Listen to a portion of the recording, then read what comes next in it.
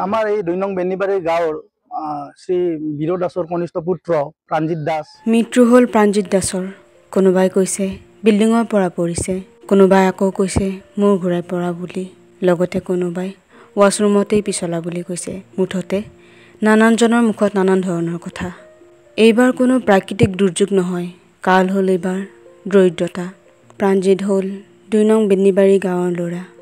দৰিদ্ৰতা দূৰ কৰিবলৈ গুজৰাটলৈ কামাব গৈছিল দুটামান টকা।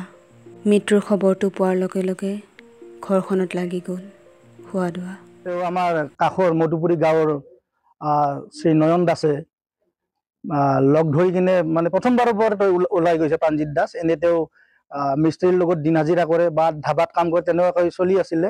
কিন্তু তেওঁ জানিব পৰা মতে নয়ন দাসে আগৰ পৰাই গুজৰাটত কাম কৰে আৰু সেই পৰামৰ্শমতে ইয়াক চিনি পাই লগ ধৰিছে আৰু মানে গুজৰাটত কাম কৰিবৰ বাবে তাক লগ ধৰি লৈ গৈছিলে।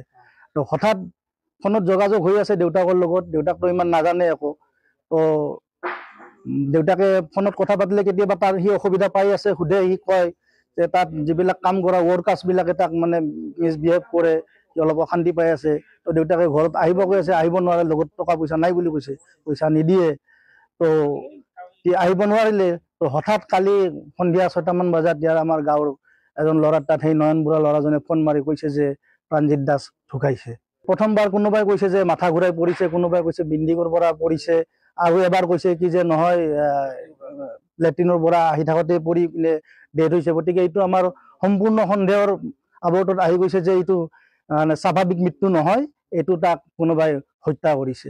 এই হত্যাৰ মানে আমি উচিত তদন্ত বিচাৰিছোঁ। এখেত দেউতাকে আমাৰ হাউলি পৌৰ নিগমৰ চাফাই কৰ্মী হিচাপে কাম কৰিছিলে, কিন্তু এতিয়া তেওঁ অৱসৰ বয়স হৈছে, তেওঁ ঘৰতে থাকে।